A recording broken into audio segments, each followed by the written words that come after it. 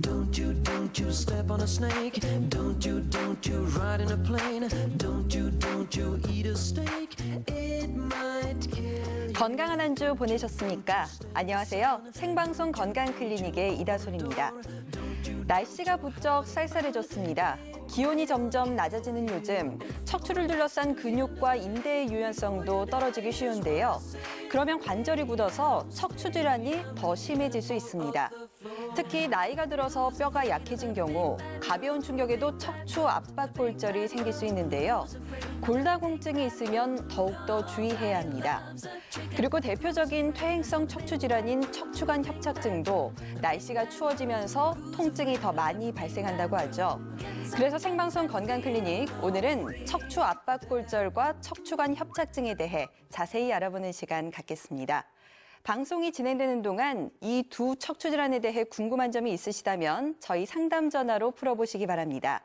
250-5100번, 250-5200번 두 대의 상담 전화 마련해 놓고 있으니까요. 지금 바로 전화 주시기 바랍니다. 오늘 이 시간 척추 압박 골절과 척추관 협착증에 대해서 친절하고 자세하게 상담해 주실 분 소개해 드리겠습니다. 신경외과 전문의 이석재 선생님 나오셨습니다. 어서 오십시오. 네, 반갑습니다. 네, 반갑습니다. 요즘 날씨가 추워지면서 허리 통증을 호소하시는 분들이 부쩍 많아졌습니다. 이렇게 겨울철에 척추 질환이 심해질 수 있다고 하는데요. 왜 그런 걸까요? 네, 요즘 갑작스럽게 기온이 떨어지면서 거리에 보면 두터운 외투를 입으신 분이 많아졌습니다. 네. 이렇게 추위가 갑자기 찾아오면 우리 관절 주변의 인대와 근육에 통증이 쉽게 발생할 수 있는데요. 이는 갑작스럽게 떨어진 기온 때문에 우리 근육과 혈관이 수축하기 때문입니다. 우리 몸에 근육과 혈관이 수축하게 되면 우리 관절도 함께 굳어져서 유연성이 떨어짐으로 인해 통증이 발생하는 것입니다. 이런 이유 때문에 지금처럼 날씨가 추워지는 이와 같은 시기에는 허리 통증을 호소하시는 분들이 늘어나는데요. 네. 특히 허리 건강을 걱정해서 갑작스럽게 운동을 시작하시고 통증을 겪으시는 분들이 많아지고 있습니다. 이 경우 평소에 운동을 잘 하지 않으셨던 분 같은 경우는 이미 허리 근육이 약해져 있을 확률이 높고 또 자신의 근육 상태를 제대로 파악하지 않은 상태에서 갑작스럽게 운동을 시작함으로 인해 허리 건강에 도움이 되기보다는 오히려 허리 건강을 해칠 수 있다는 점 유의하셔야 되겠습니다. 네, 혈관과 근육이 수축되면서 굳어지기 때문에 허리 통증이 더 심해질 수 있고 특히 무리한 운동을 했을 때 통증이 더 심해질 수 있다고 말씀을 해주셨는데요. 요즘 막바지 가을 산행이 한창인데 무리한 등산을 하고 나서 탈이 나는 경우도 많다고 들었거든요. 어떻습니까? 예, 이런 날씨에도 등산을 즐기시는 분들 많으시죠? 네. 사실 등산은 유산소 운동이면서 하체 근육을 발달시켜주고 또 척추 건강을 지켜주는 것뿐 아니라 전신 건강을 유지시켜주는 좋은 운동입니다. 네. 하지만 척추나 관절에 부담이 될 정도의 무리한 등산은 허리나 관절에 통증을 유발시키고 또 허리 디스크의 원인으로 작용할 수 있기 때문에 주의가 필요합니다. 네. 등산 코스에 따라 제법 긴 시간을 걸어야 되고 또 길도 경사지고 울퉁불퉁해서 척추나 관절에 무리를 줄 수 있으며 또 요즘처럼 아침 저녁으로 기온이 많이 떨어지는 이런 시기에는 근육이 굳어지면서 근육을 풀어주지 않은 상태에서 등산을 할 경우 부상의 위험이 그만큼 높아지게 됩니다. 네. 따라서 이와 같이 기온이 내려가는 시기에 등산하시기 전에 스트레칭으로 몸을 충분히 풀어준 다음에 산행을 하시는 것이 올바른 산행 방법이 되겠습니다. 네, 특히 일교차가 심한 계절 산행을 하고 나시면 혹시 무리한 운동을 하셨거나 하면 스트레칭으로 몸을 충분히 풀어주는 게 좋겠다고 말씀을 해주셨습니다. 그래야 척추 질환이나 관절 부상에서 좀 자유로울 수 있을 것 같은데요. 혹시 또 조심해야 할 부분이 있다면 어떤 것들이 있을까요? 예, 특히 아침에 공원이나 약수터에 보면 허리 건강을 위해서 나무에 등을 치는 어르신들 많이 볼 수가 있습니다. 네. 사실 이 동작은 의학적으로 검증이 되지 않았을 뿐더러 허리에 직접적인 충격을 줘서 근육통이나 근육염을 일으킬 수 있습니다. 또 골다공증이 있으시거나 노약자인 경우에 심하면 척추 압박 골절 등 다양한 척추 질환으로 발전할 수 있어서 삼가하시는 것이 좋겠습니다. 네, 어르신들 나무에 등을 탁탁 치면서 시원하다고 하시는데 그 걱정도 좀 됐었거든요. 근데 이런 것들이 척추 압박골절을 불러일으킬 수도 있고 또 요즘은 날이 추워지면서 손을 주머니에 넣고 다니시니까 다니다가 미끄러지면 넘어지는 사고도 많잖아요. 네. 그런데 골다공증이 심한 분들은 이렇게 작은 충격에도 압박골절이 생길 수가 있다고요. 네, 맞습니다. 우선 골절은 뼈에 금이 가거나 부서지는 것을 얘기하는 것입니다. 네. 우리가 체중을 버티는 단단한 조직인 척추뼈에 골절이 생겼다 이렇게 하면 큰 충격에 의해서 발생하는 것으로 많이들 생각하실 텐데요. 네. 물론 산업 현장에서 추락과 같은 큰 사고에 의해서도 발생을 합니다만 골다공증이 있으신 분 같은 경우에 가볍게 엉덩방아를 찢거나 심지어 재채기 하다가도 압박골절이 생길 수가 있습니다. 그림을 보면서 설명을 드리겠습니다. 네. 보시는 그림은 척추뼈 안의 모습입니다. 위쪽 뼈 내부의 단면을 보시면 뼈 안에 촘촘하게 꽉 차 있는 것을 볼 수 있습니다. 네. 하지만 밑에 있는 뼈는 그 단면이 구멍이 숭숭 뚫려 있습니다. 우리가 알고 있는 골다공증의 뼈의 단면이 이와 같이 생겼습니다.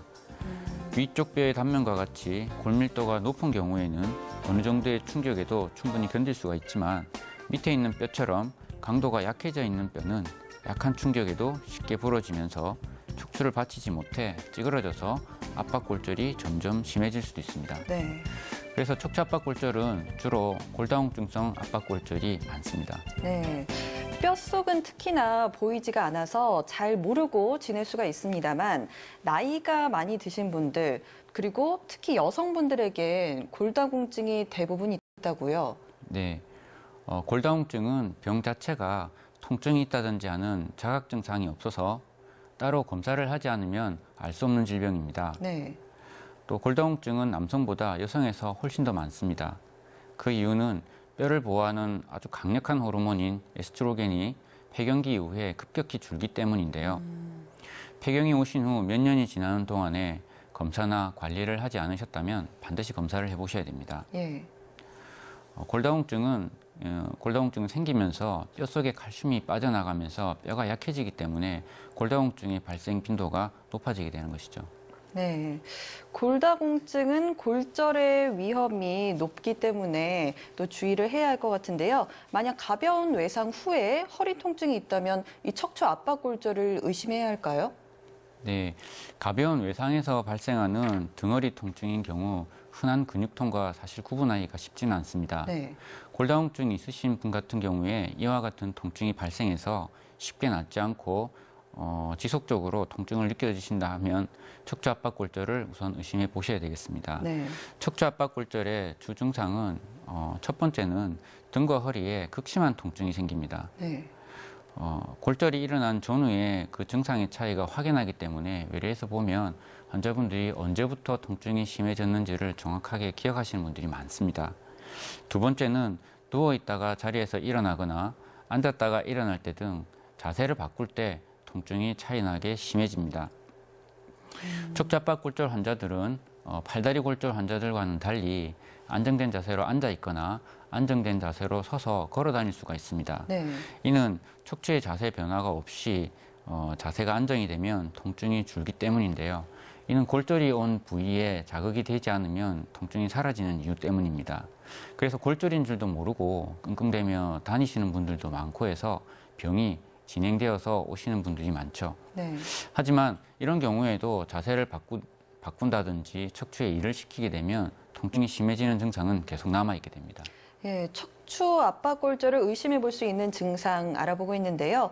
또 어떤 증상들을 우리가 척추 압박골절을 의심해 볼 수 있을까요? 네,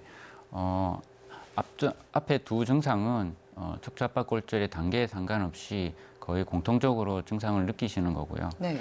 세 번째는 허리가 몸을 지탱하지 못하고 점점 앞으로 굽어지는 증상이 생깁니다. 이 경우는 이제 금이 가 있는 단계에서 더 진행을 해서 네모 반듯한 뼈가 이제 납작하게 찌그러지면서 모양이 변화가 온 경우에 생기는 증상입니다. 네. 따라서 이러한 척추 압박골절은 치료 시기를 놓치게 되면 척추가 앞으로 굽어지는 척추 후만증으로 진행할 수가 있습니다. 또 골절된 척추뼈가 다른 위치에서 굳어지면서 인근의 인대나 근육에 나쁜 자극을 줘서 더 큰 질환으로 발전할 수 있기 때문에 이러한 증상이 느껴지신다면 반드시 진단을 통해 확인을 하셔야 됩니다. 예, 생방송 건강클리닉 오늘은 뼈가 약해진 상태에서 가벼운 충격에도 골절이 생길 수 있는 척추 압박골절과 척추관 협착증에 대해서 이야기를 나누고 있습니다. 자, 저희 상담 전화 이용해 보실 수 있는데요. 250-5100번, 250-5200번 이렇게 두 대입니다. 궁금한 점이 있으시다면 바로 전화 주시기 바랍니다. 자, 연결된 전화가 있어서 받아보도록 하겠습니다. 여보세요? 여보세요? 네, 안녕하세요. 예, 네, 저희가 많습니다. 예, 저희가 척추 압박골절 얘기하고 있었는데요. 어떤 점이 궁금하셔서 전화를 주셨나요? 저는 네. 척추관 협착증 수술을 2번 했습니다. 예. 2009년도하고 2011년도에요. 네. 2번 했는데 그 철심을 박아놨거든요. 근데 지금은 이제 일상생활을 합니다. 제가 나이가 67세입니다. 예. 근데 아파트 경비를 하고 있어요. 근데 일하는 데는 지장이 없이 하는데 평소에 항상 통증이 옵니다. 비가 오고 일어나는 듯 하고. 네. 그런 그 통증을 감수하려면 어떻게 해야 되는 게 제일 궁금합니다. 그 다시 재발은 안 되는지 어떻게 해야 재발 안 되는지 하고 수술은 더 안 된다 했습니다, 선생님. 네. 선생님 이럴 땐 좀 어떨까요? 네. 척추관 협착증 치료를 위해서 수술을 이제 받으셨는데 아마 2번에 걸쳐서 받으셨다는 거는 첫 번째 수술 이후에 증상이 있거나 아니면 다른 부위 문제 때문에 수술을 2번에 걸쳐서 받으신 것 같습니다. 우리 척추관 협착증 같은 경우에는 이제 병의 그 형성 기간이 굉장히 길기 때문에 딱 한 부위의 병이 있기보다는 여러 부위에 걸쳐서 상계되어서 병이 이제 진행을 하는데요. 제일 안 좋은 부위부터 치료를 하다 보니까 이렇게 나누어서 치료가 되는 경우들이 있습니다. 네. 그래서 나사를 넣는다든지 하는 굉장히 심한 경우에 시행하는 치료법을 지금 받으셨는데요.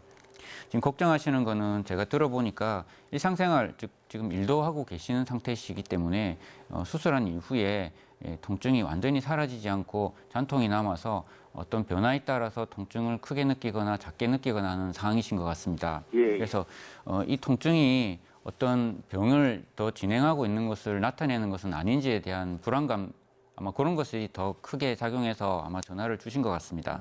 예, 그렇습니다. 네, 우리 척추관 협착증의 치료를 보면은 협착증이라고 하는 병이 있는 곳을 수술을 해서 이 협착증을 제거를 하는 수술입니다.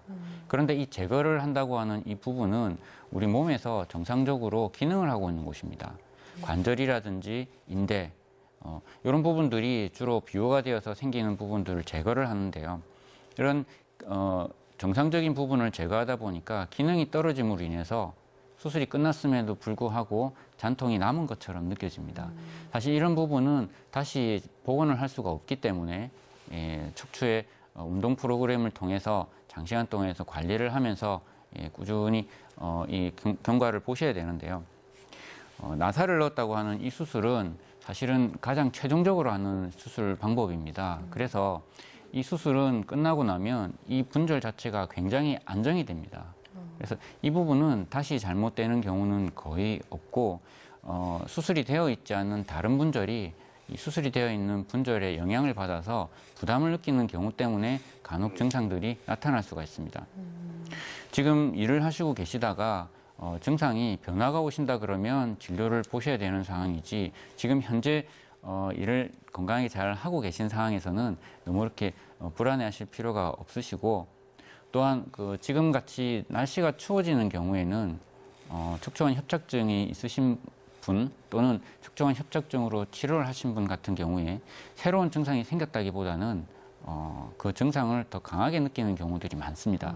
그래서 지금 느끼고 있는 증상들은 어떤 병의 진행을 의미하는 것이 아니고 그런 병이 있었다고 하는 흔적입니다. 그래서 지금 건강하게 생활을 하시다가 다시 허리 통증이 심해지거나 다리 쪽으로 통증이 생기거나 하게 되면 다시 병원을 내원하셔서 검사를 받아보시면 되겠습니다. 지금으로서는 우리 전화 주신 우리 시청자분께서 걱정하실 만한 사항은 아니신 것 같습니다. 근데 선생님 운동이 자전거 타는 괜찮습니까? 자전거 타는 운동 같은 경우에 우리 척추관 협착증 있으신 분들이 하기가 용이하십니다. 왜냐하면 이게 자전거를 탈 때 약간 굽어지는 자세가 나오기 때문에 운동을 장시간 할 수 있는데요. 그런 운동을 하는 것 자체는 허리 건강에 도움은 됩니다만은 그것보다는 바른 자세를 유지해서 걷는 바른 자세로 걷는 걷기 운동을 조금 더 추천해드리고 싶습니다. 너무 많이 걸으면 아프더라고요, 응치가. 그래가지고 자전거를 많이 탑니다. 네. 그리고 걷기를 너무 오래 할 수 없더라고요. 네. 어느 정도 시간이 좀 적당한가요? 우리 운동 시간은 사실 개인 차이가 있습니다. 예. 사람마다 이제 근육의 근육 능력이라든지 병세가 다르기 때문에 그걸 일률적으로 얼마라고 얘기는 할 수는 없지만 운동을 시행하고 난 다음에 휴식기에 피로라든지 무리가 됐다고 하는 느낌이 있으시다면 본인 신체 상태에 비해서 과하신 겁니다. 그래서 본인이 운동을 시행해 보시고 또한 그 일중 변화도 있기 때문에 본인이 운동을 끝낸 상태에서 좀 무리가 걸린다는 수준이시면 이 운동 시간을 좀 조절하시고 횟수를 늘리시면서 운동 시간을 좀 조절하시면 아마 전체적인 운동 시간은 그대로 유지를 하실 수가 있으실 겁니다. 네. 예. 선생님, 감사합니다. 네, 전화 주셔서 고맙습니다. 예, 고맙습니다. 네. 또 다른 전화가 있어서 받아보도록 하겠습니다. 여보세요? 여보세요? 네, 안녕하세요. 예. 네, 어떤 점이 궁금하신가요? 제가 협착증이라 하는데, 예. 이 왼쪽 엉치를 해갖고, 허벅지를 해서, 이 종아리 쪽까지 타고 내려오거든요. 네. 내려가고, 오래 서 있지를 못해요. 나이 걷지도 못하고. 예. 이 한 5년 넘었는데, 네. 갑자기 이 운동을 하는데 딱 걷는데 이런 현상이 오더라고요. 그래서 이때까지 치료를 했지. 네. 근데 첫 번째 치료하는 순간은 또 좀 괜찮아요. 네. 괜찮은데 또 치료를 계속 하다 보면은 또 그만 그 뒤에는 이 증세가 또 처음 메스꺼리 났더라고요. 뭐 다른 수술을 하신 건 아니고요. 수술한 그런 건 없습니다. 예. 네, 선생님 어떻습니까? 그래서 네. 네. 네, 우리 전화 주신 어머님 얘기를 들어보면 왼쪽 엉치하고 다리를 얘기하셨는데 혹시 오른쪽은 괜찮으십니까? 예? 오른쪽에는 증상이 없고 왼쪽에만 오른쪽에는 네. 이쪽이 아프면은 한 번씩 가다가 허리가 우리 아이 같이 나이는 안 아파도 우리 아이 이래요. 예, 그러면은 종아리까지 통증이 있으신 부위는 왼쪽이시고 오른쪽은 왼쪽과 비슷하게 엉덩이 정도까지 불편하신 거네요. 예, 괜찮아요. 예, 지금 그 증상을 들어보면 전형적인 척추관 협착증 증상이 맞습니다. 맞는데 보통 척추관 협착증은 굉장히 오랜 시간 동안에 광범위하게 이제 협착이 진행하니까 양쪽으로 증상이 많이 나타납니다. 하지만 어떤 형태에 따라서는 편측으로 나타나는 경우도 있습니다. 협착이 일어난 부위에 따라서 증상이 먼저 오는 곳과 늦게 오는 곳이 갈리기도 하는데요. 그래서 그 원인에 따라서 이러한 형태들이 갈리기 때문에 어머님이 진찰을 통해 가지고 어떤 병 때문에 어떤 문제 때문에 척추관 협착증으로 진행하고 있는지를 반드시 아셔야 됩니다. 예, 그래서 한쪽으로 증상이 나타나셨는데 보행을 걸으시다가 중단을 하셔야 되는 정도면 사실은 척추관 협착증이 중간 이상의 조금 진행이 되어 있는 상태십니다. 이래서 한 군데도 병원을 한 2군데 가봤어요. 네, 맞습니다. 그래서 어머님이 아까도 얘기하셨듯이 치료를 진행을 하고 계시지만 치료 성과라는 것이 그렇게 길게 연속적이지를 못해서 반복해서 치료를 지금 하고 있는 상태십니다. 이런 경우는 사실 정밀 검사인 MRI 검사나 CT 검사를 통해서 심하게 협착되어 있는 부분에 신경이 과하게 압박을 받고 있지는 않는지 확인을 하셔야 됩니다. 이 단계를 만약에 다른 치료로서 넘기게 되시면 더 심해졌을 때는 단지 통증이 문제가 되는 것이 아니고 하지마비로 진행할 수가 있습니다. 이런 하지마비는 뒤에 후유증을 남길 수가 있기 때문에 어느 정도의 신경 압박이 진행되었는지 반드시 확인을 하셔야 되고요. 그러면 원장님, 네. 제가 나가 많거든요. 네. 나가 많은데 이게 뭐 수술이 가능한지. 예. 어머니 혹시 그 진찰을 통해 가지고 수술 권유를 받으신 적이 있으십니까? 그런 건 없어요. 예, 아마 사진을 찍으시면 그런 부분이 나올 수도 있습니다. 증상을 봤을 때는 그런 부분이 있을 가능성이 조금 높으신데요. 지금은 마취 기술이라든지 수술 기법 자체가 아주 조그맣게 수술을 하기 때문에 고령 70대, 80대 고령의 이제 환자분들에게도 안전하게 수술을 진행하기도 합니다. 그래서 어머니 요거를 그 간단한 치료로 이게 간편하기 때문에 잠깐 치료받고 또 일정 기간 또 이렇게 생활을 하시고 하는 이런 패턴을 계속 가지 마시고 아예 정확하게 지금 척추관 협착증이 어느 정도 진행되어 있고 어떤 부분 때문에 이게 병이 계속 이렇게 진행되고 있는지 확인을 하셔서 거기에 대해서 좀 더 근본적인 치료를 진행하셔야 될 순간으로 판단이 됩니다. 왜냐하면은 지금 걷는 것이 불편하신데 가다 가시고 하시게 되면 그 다음 단계는 정말 위험한 마비 단계로 갈 수가 있기 때문입니다. 예. 어머니 궁금한 점은 해결이 좀 되셨나요? 예, 그 이제 뭐 이게 안 되면은 수술하는 방법밖에 없니? 예, 아니 병원에 한번 다시 가보시고 원인이 어떤 건지 선생님이 말씀하셨던 것처럼 원인과 경과를 좀 더 살펴보시고 이거 네. 어디 잘하는 데 가서 이제 MRI 검사를 한번 받아봐야 되는데. 네, 병원을 한번 방문해 보시는 게 지금 필요하신 것 같아요. 지금 나오시는 원장님 병원은 뭐? 네, 저희가 그거는 다 방송이 끝나고 전화를 드리도록 하겠습니다. 고맙습니다. 네, 또 다른 전화가 있어서 받아보도록 하겠습니다. 여보세요? 예, 여보세요? 네, 안녕하세요. 예. 네, 저희 네. 여쭤보고 싶어서요. 예. 제가 4년 전에 네. 척추 압박골절로 시술을 받은 적이 있어요. 예. 근데 지금 압박으로 골절 시술을 하고 거의 재활을 하는 동안 2년 정도를 걸렸어요. 예. 그동안에 살이 너무 찌더라고요. 예. 근데 솔직히 살이 한번 찌면 빠지기가 힘들잖아요. 네. 그래 이제 모든 게 제가 자신이 없어지더라고요.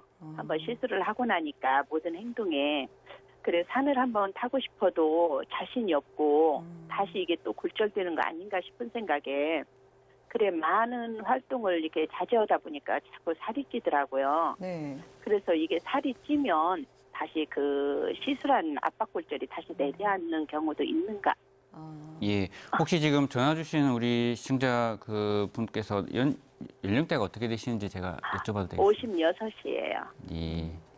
그러면 그 아까 표현을 압박골절에 대해서 수술을 하셨다고 얘기를 하시는데 시술을. 간단한 시술로 이렇게 국소마취로 하는 시술을 하신 겁니까? 아니면은 압박골절이 너무 심한 경우에는 전신 마취를 해가지고 이렇게 크게 수술을 하는 경우도 있는데 어느 쪽을 받으신 겁니까?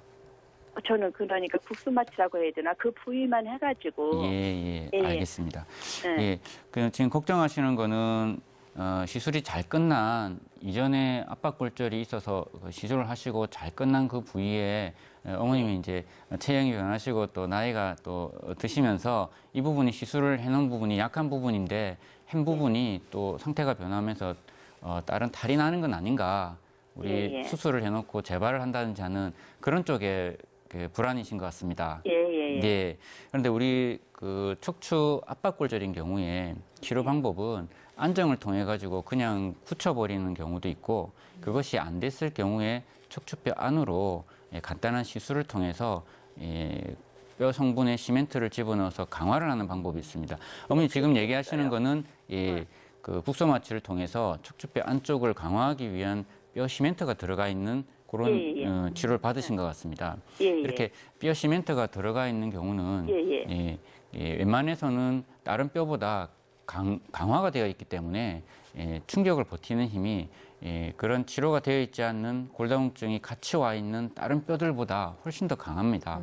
그래서 큰 충격이 가해지지 않고는 시술해놨던 부위가 다시 부러지는 경우는 아주 드뭅니다. 그래서 그런 걸 걱정하시기보다는 사실은 그러한 골다공증에 의한 압박골절이 오신 어머님의 그 뼈 상태가 더 걱정입니다.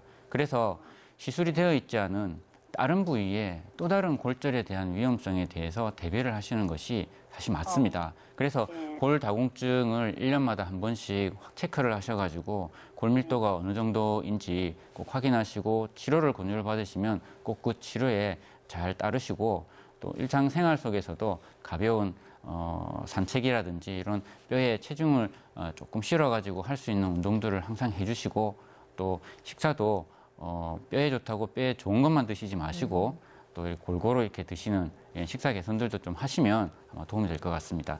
살이 찐 거에 대해서 아까 되게 불안해하셨는데 사실 그 정도 체중을 못 버틸 정도의 뼈는 아니시기 때문에 외상이라든지 골다공증 자체에 대해서 조금 더 집중해서 치료를 받으시면 될 것 같습니다. 네, 어머니 오늘 그래요? 네, 전화가 도움이 되셨길 바라겠습니다. 전화 주셔서 정말 고맙습니다. 예, 고맙습니다. 네, 감사합니다. 네, 생방송 건강클리닉 오늘 척추관 협착증과 척추 압박골절에 대해서 신경외과 전문의 이석재 선생님과 함께하고 있습니다. 자, 척추 압박골절의 증상들을 저희가 앞서 살펴봤는데요. 자, 정확한 진단은 어떻게 할 수 있을까요? 네, 척추 압박골절은 기본적으로 엑스레이를 통해서 척추뼈가 찌그러진 상태를 확인하게 됩니다. 네. 또한 그 원인이 골다공증이 많기 때문에 골다공증 정도를 파악하기 위해서 골밀도 검사를 시행합니다. 또한 심한 압박골절인 경우는 정밀한 진단과 신경 압박 유무를 확인하기 위해서 MRI 같은 정밀 검사를 시행하게 되는데요. 네. 근데 이 MRI 경우는 엑스레이 상에서 그 찌그러진 상태가 확인이 되지 않는 아주 미세한 근만 가 있는 골절인 경우에도 진단이 가능하기 때문에 현재는 골절이 의심이 될 경우에는 엑스레이와 함께 MRI를 같이 찍어서 진단의 정확도를 높이고 있습니다. 네, 앞에서 척추 압박골절은 치료 시기를 놓치게 되면 척추 후만증 같이 더 큰 질환으로 발전을 할 수 있다고 말씀을 해주셨는데요. 그렇다면 치료가 꼭 필요하겠는데 이 치료 방법이 어렵지는 않을지 이것도 궁금합니다. 어떻습니까? 네. 먼저 이 척추 압박골절이 있으신 분 같은 경우에는 2주 동안의 보존적 치료를 먼저 시행합니다. 네. 체중이 실리지 않도록 똑바로 누운 상태에서 안정을 하는 것인데요. 화장실 가는 횟수도 줄이기 위해서 소변줄을 끼우는 절대 안정을 취하게 됩니다. 네. 그런데 만약 2주간의 절대 안정이 고령이라든지 폐렴과 같은 지병에 의해서 제한되거나 또한 골다공증이 너무 심해서 2주간의 보존적 치료를 시행했음에도 불구하고 통증이 가시지 않고 또 뼈가 자연스럽게 붙지 않는다면 아까 상담했을 때 잠깐 얘기 드린 것과 같은 간단한 시술인 척추체 성형술을 시행해서 치료를 해볼 수 있습니다. 네. 사진을 보면서 설명을 좀 드리겠습니다. 네. 그림 왼쪽은 시술 전 사진이시고 노란색 박스 안에 보시면 찌그러진 뼈의 모양이 보이실 겁니다. 이 부분이 압박골절이 되어 있는 부위가 되겠습니다. 척추체 성형술은 환자가 엎드린 상태에서 엑스레이 투시기를 이용해서 부러진 척추뼈를 확인하고 이 부위에 국소 마취를 한 후에 영상 장비를 보면서 주사 바늘을 도식된 그림과 같이 뼈 안으로 집어넣습니다. 네. 그렇게 되면 주사기로 오른쪽 사진과 같이 의료용 골 시멘트를 주입하는 방법입니다. 주입한 골 시멘트는 수분 내에 척추뼈 속에서 굳게 되는데요. 이를 통해서 시술 부위에 체중을 싣거나 활동할 때 생길 수 있는 2차적인 골절을 예방하고 뼈의 강도를 높여주는 시술입니다. 네. 이 시술은 환자에 따라서 여러 뼈를 동시에 시행하는 경우도 있습니다. 또 시술 후 4시간 정도의 침상 안정 후 보행을 하고 다음 날이면 퇴원해서 일상생활을 할 수 있는 안전한 시술이 되겠습니다. 네, 외상으로 나타나는 압박골절뿐만 아니라 척추관 협착증도 나이 드신 분들이 주의해야 하는 퇴행성 척추질환 중에 하나인데요. 척추관 협착증도 날씨가 추워지면서 더 심해지거나 악화되는 경우가 많다고 하던데요. 어떻습니까? 네, 우리 관절은 기후 영향을 받는 민감한 부위입니다. 어르신들 말씀에 무릎이 아프면 비가 온다는 얘기들 많이들 하시는데요. 네. 비가 오게 되면 기압이 낮아지게 되고 또 우리 몸의 관절에도 그 압력이 낮아지면서 통증이 생기는 건데요. 척추도 일종의 움직이는 관절로서 이런 외부 기후의 영향을 받습니다. 네. 비단 기압뿐 아니라 기온의 영향도 받게 되는데요. 그래서 추운 날 밖에서 떨다 보면 주변 근육도 경직이 되어서 허리 통증이 생기는 걸 경험하기도 되죠. 네. 특히 증상을 가진 척추관 협착증 환자인 경우에는 아까 상담하면서 잠깐 얘기를 드렸는데 그 증상을 새롭게 느낀다기보다는 기존에 있던 증상을 더 강하게 느끼게 됩니다. 이 척추관 협착증의 증상은 척추관 협착증은 다리로 내려가는 신경을 압박해서 증상을 일으키기 때문에 압박받은 신경에 의해서 혈액순환이 잘 되지 않게 되어서 네. 다리가 시리다든지 또는 차가운 증상이 있게 되는데요. 이런 상태에서 추위에 노출이 되면 근육이 보다 더 긴장하게 되어서 통증의 발생 빈도나 강도가 커지게 되는 것이죠. 네. 추워진 날씨로 허리가 아프다고 해서 저희가 무조건 척추 질환을 의심해 볼 수는 없을 텐데요. 척추관 협착증이나 척추 질환을 의심해 볼 수 있는 주요한 증상들이 있다면 어떤 게 있을까요? 네. 이 시기에 잘 나타나는 허리 통증은 사실 대부분은 근육 긴장에서 나타나는 단순 요통일 수 있습니다. 네. 하지만 다리가 저리거나 당기는 증상이 계속적으로 일어난다면 척추 질환을 의심해 봐야 되는데요. 그 이유는 우리 척추병변은 그 병소가 병소 자체만으로 통증을 형성하는 것이 아니고 그 병소가 척추안을 지나는 신경을 건드려서 신경에서 나타나는 증상이기 때문입니다. 그래서 병이 심해지면 통증이 병소가 있는 허리에서부터 빠져나와서 다리 쪽으로 뻗어나가게 되기 때문인데요. 대표적인 척추 질환인 디스크병의 경우는 삐져나온 디스크 조각이 건드리는 신경 부위에 따라서 심한 허리 통증과 함께 한쪽 다리로 통증이 내려가게 됩니다. 네. 그래서 디스크에 압력을 가하게 되는 숙이는 자세나 또는 누워서 다리를 들어 올리는 동작에서 통증이 더 심해지는 것이죠. 또 척추관 협착증의 경우는 신경 주변의 디스크나 인대, 관절이 두꺼워지면서 신경을 전방위로 압박을 하게 됨으로써 생기는 증상입니다. 네. 그래서 주로 다리가 시리고 느낌이 덤덤해지며 어떤 경우에는 남의 다리 같다는 표현도 쓰십니다. 또 보행을 하실 때 보면 자갈을 밟는 듯한 이상 감각이 생기기도 합니다. 네. 이 질환은 디스크와 반대로 앞으로 숙이는 자세에서 통증이 없습니다. 그래서 증상이 병이 진행하게 되면 허리를 구부리는 자세를 자주 취하게 되는데요. 이런 동작이 아이러니하게도 인대라든지 관절에 무리를 줘서 이 병이 진행하게 되는 자세가 되기도 합니다. 네.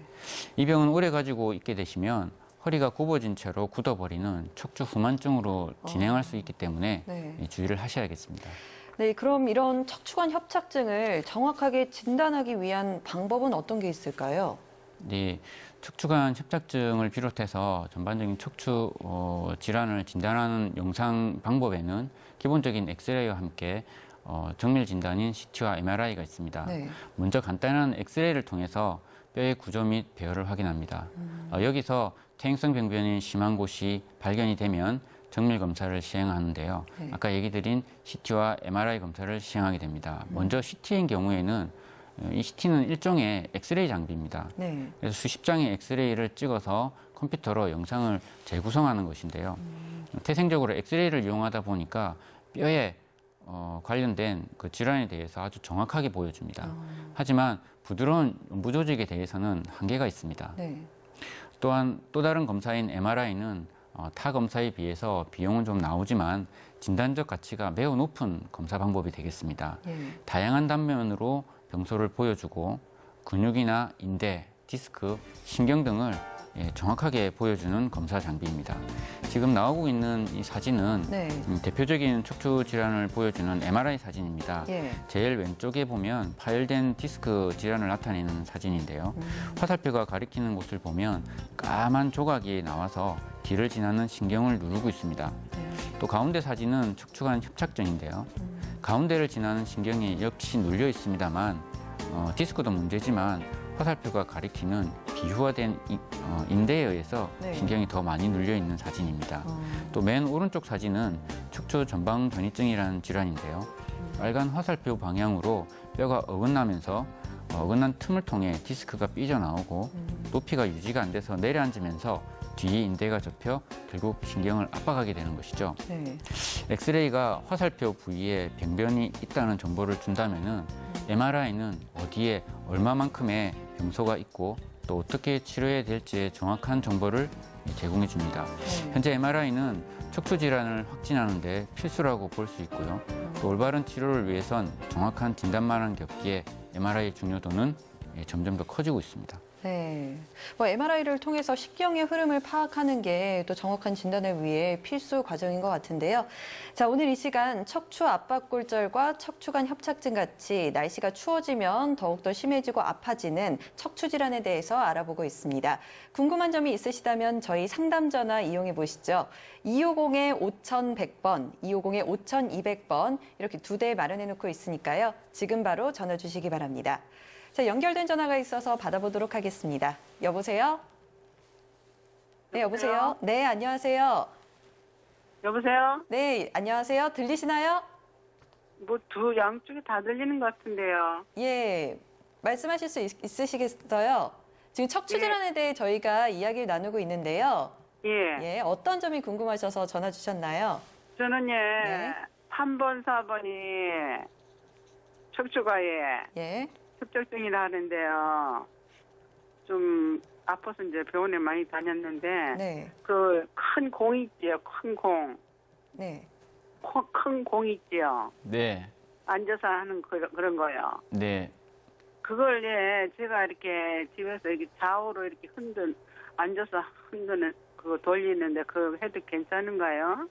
아, 협착증 진단을 받으시고 본인이 예. 집에서 운동을 하시는 방법에 대해 궁금하셔서 전화를 주신 겁니까? 예. 예. 어머니 그 협착증이라고 하는 이 질환은 그 진단을 받았을 당시에 그 굉장히 다양한 단계에서 발견되기 때문에 그 치료 방법이 그 단계에 따라서 조금씩 틀립니다. 어머니 지금 3, 4번 협착증을 진단을 받으셨는데 이 진단 받으신 이후에 병원에서 어떤 치료를 권유를 받으셨습니까? 그냥 뭐 아직 수술 단계는 아니고 그냥 물리치료 하고요. 약 먹고 그랬어요. 네. 혹시 증상이 어머니 어떠신지요? 이게 걸으시다가 통증이 심해지셔가지고 보행을 잠깐 중단하시고 쉬었다 가시는 경우가 있으셨습니까, 혹시? 좀 그랬어요. 한 3, 4전 그랬어요. 네. 그럼 지금은 걸어다니도 어떠십니까? 아프고. 지금은 어떠세요? 어떤 지금은 증상이 불편하십니까? 지금은 좀 낫는데요. 그래도 제가 거꾸로 해가지고 거꾸로 하는 거 있잖아요. 네. 네. 거꾸로 그거를 내가 사가지고 집에서 하거든요. 네. 그걸 하니까 조금 나아요. 그런데 저 공을 거기서 그 스포츠 상에서 큰 공을 하나 주대요. 네.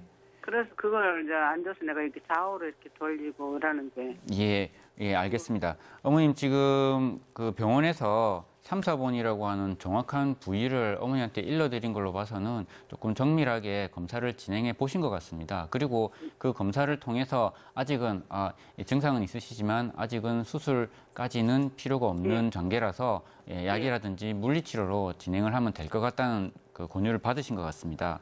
어머님이 지금 공으로 하는 것은 어머님 자가적으로 지금 그 운동을 찾으신 게 아니고 병원에서 아마 권유를 하신 것 같습니다. 맞습니까? 아니에요. 그러면? 공은요. 네. 저 거꾸로 사면서 그 공을 주더라고요. 그래서 제가 그냥 내 자가로 내가 그냥 수술하는 거예요.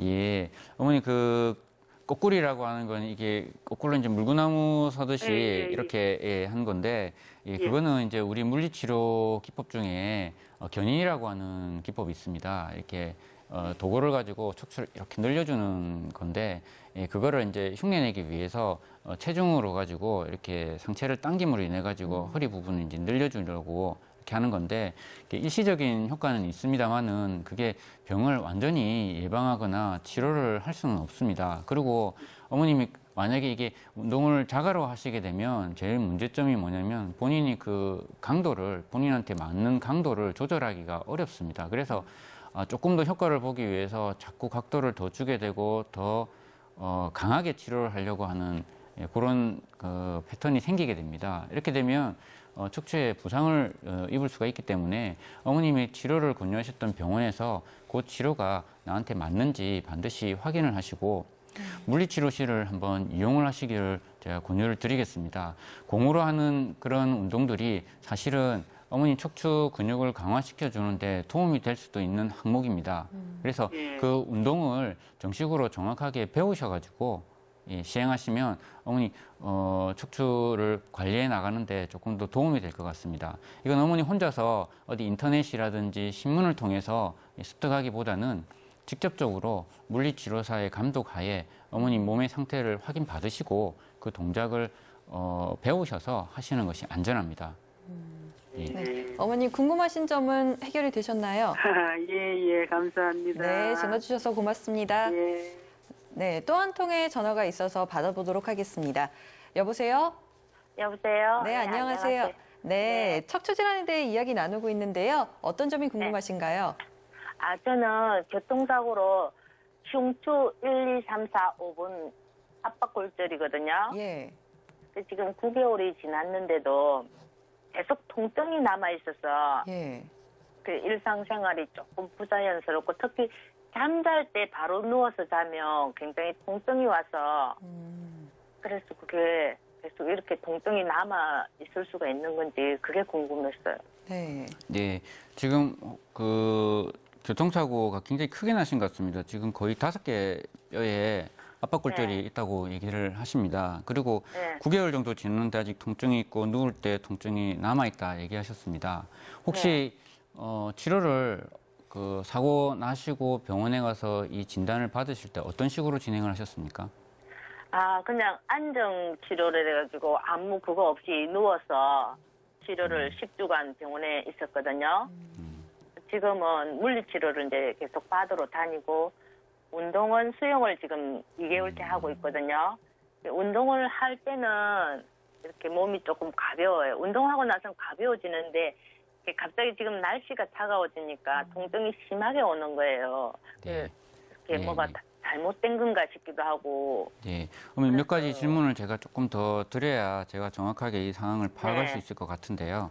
그 진단 당시에 보통 압박골절, 특히나 교통사고 같은 경우에 이렇게 다분절로 생기기 때문에 그 압박률이라고 하는 게 있습니다. 어느 정도까지 많이 찌그러졌느냐 그런 것들을 이제 선생님이 이렇게 설명을 해주시거든요. 많이 찌그러졌다, 아니다, 이 정도까지라도 이렇게 구분해서 아마 선생님들이 얘기를 하셨을 것 같습니다. 어떻게 들으셨어요? 제가 8월 달에 진단을 15% 영구 후유장애 진단을 받았거든요.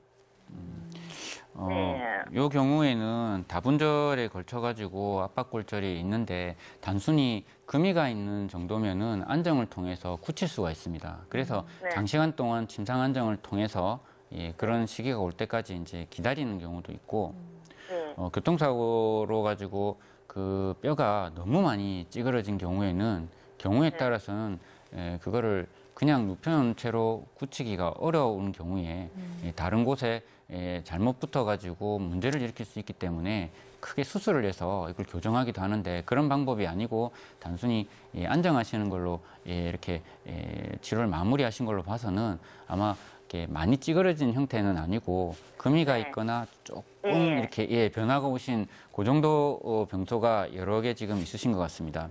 흉추 같은 경우는 그 정상적인 만곡의 모양이 앞으로 이렇게 숙여지는 방향이 나옵니다. 원래 방향이 그렇습니다. 그런데 여기에 압박골절이 들어가게 되면 그 각도가 조금 더 심해질 수가 있습니다. 그래서 압박골절이 일어나고 그게 치료가 되어서 뼈는 체중을 견딜 수 있을 정도로 이제 아물었지만 찌그러져서 각도가 생긴 것은 사실 펼 수가 없습니다. 그래서 어머님이 등이 사고 전보다 조금 더 굽어 있다 그러면 지금 현재 누워 있을 때 통증이라든지 생활상에서 나오는 통증 중에 일부는 그런 자세에 의해서 나오는 근육통일 가능성이 훨씬 더 높습니다.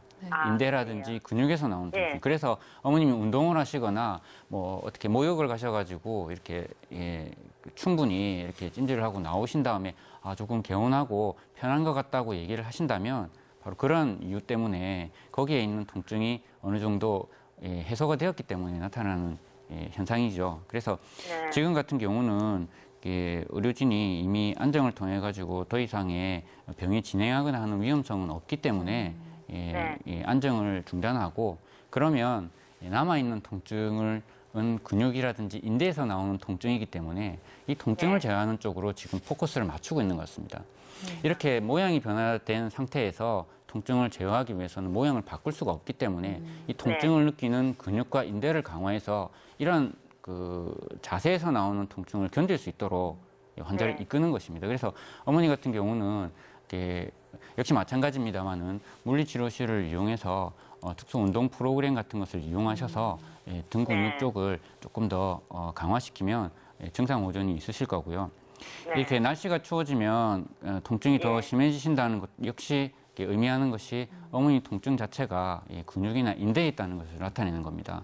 그래서 우리 추운 날씨에 의해서 근육 경직이라든지 인대 쪽에 나오는 통증들은 그런 경직에서 오는 통증이라서 어머님의 그 치료 방향은 다른 걸 어떤 걸 걱정하셔야 되는 상황이 전혀 아니시고 약해져 있는 근육이나 인대에 자극을 너무 많이 받아서 나오는 통증이기 때문에 이 근육과 인대를 강화하는 쪽에 운동 프로그램을 조금 더 진행해 보시는 것이 좋을 것 같습니다. 그럼 이렇게 운동을 좀 하면은 되겠다, 그지야? 네. 그런데 이제 흉추 부위는 어머니 생각하시는 것만큼 운동시키기가 쉽지가 않습니다.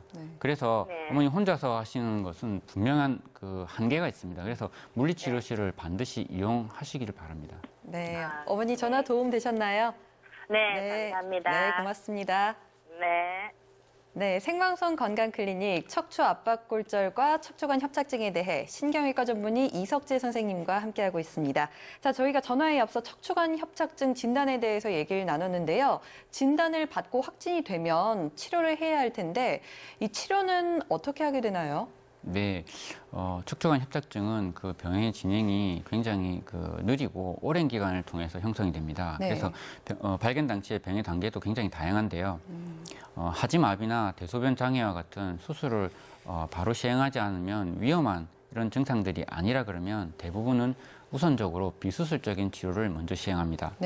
환자의 약 90% 정도에서 충분히 좋은 효과를 나타내고 있고요. 우리가 흔히 많이 들은 치료인 약물 치료, 물리 치료, 그리고 신경 주사 치료들이 이제 이러한 방법입니다. 이런 방법을 이용해서 치료를 진행했음에도 불구하고 통증이 남아있다 그러면 보다 전문적인 치료 방법인 신경 성형술 또는 척추협착 풍선 확장술 등을 시행해 볼 수가 있습니다.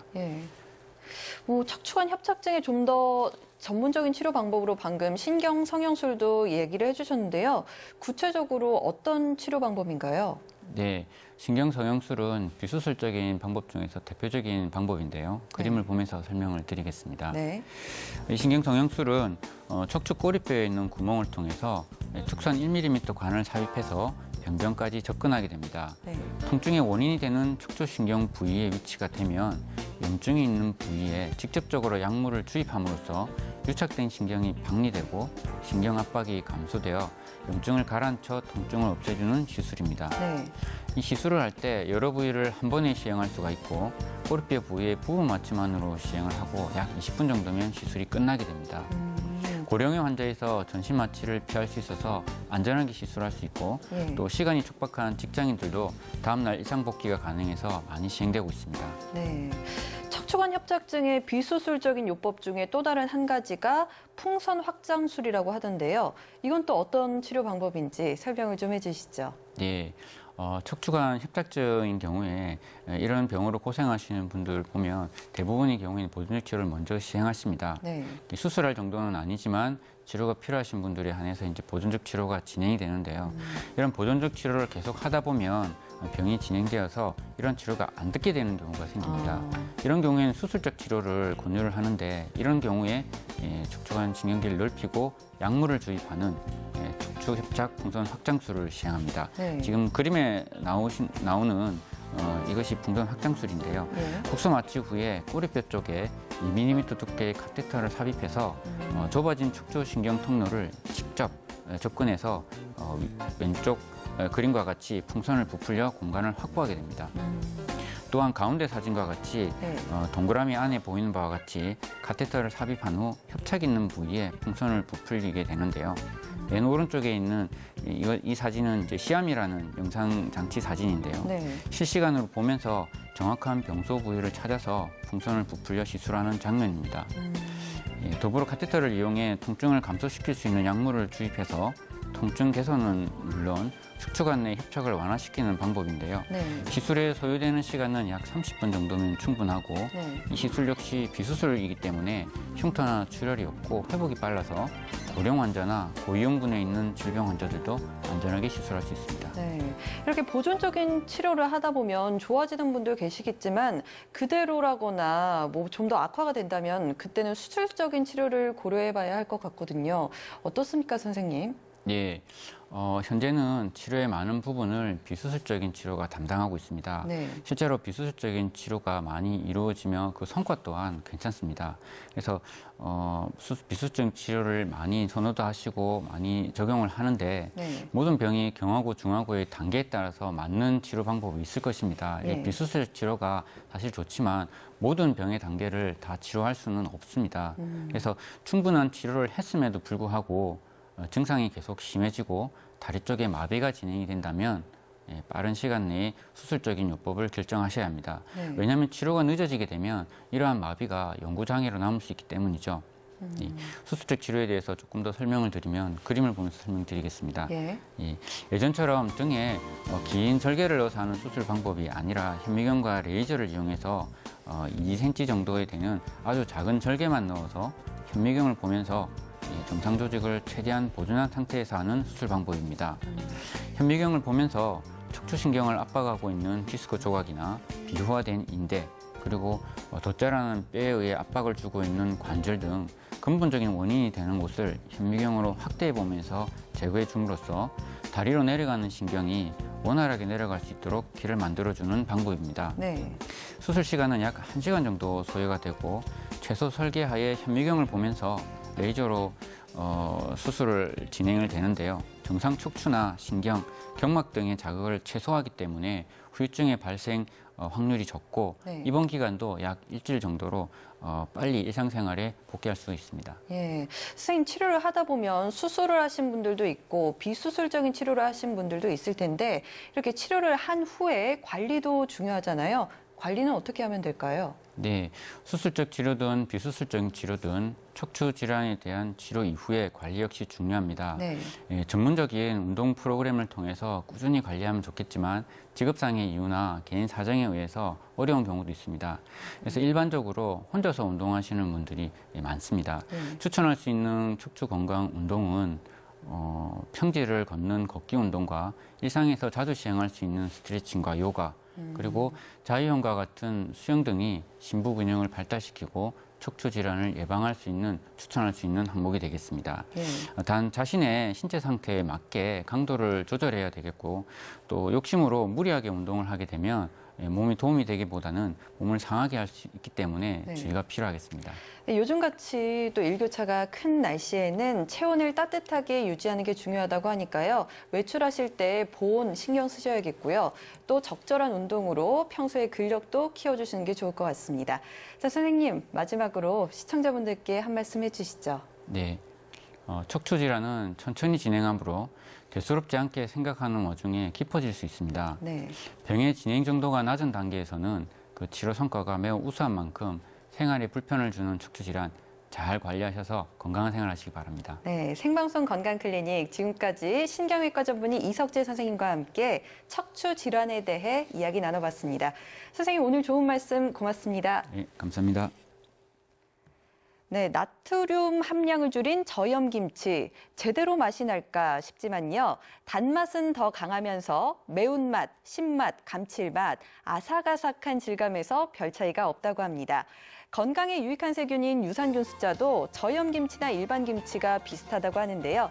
이제 본격적인 김장철입니다. 올해는 소금을 좀 줄여서 더 건강한 김치 만들어 보시고요. 김장하다가 관절에 무리 가지 않도록 바른 자세 유지하시고 틈틈이 스트레칭 하시는 것도 잊지 마시기 바랍니다. 생방송 건강클리닉, 오늘은 여기까지입니다. 함께해 주신 여러분 고맙습니다.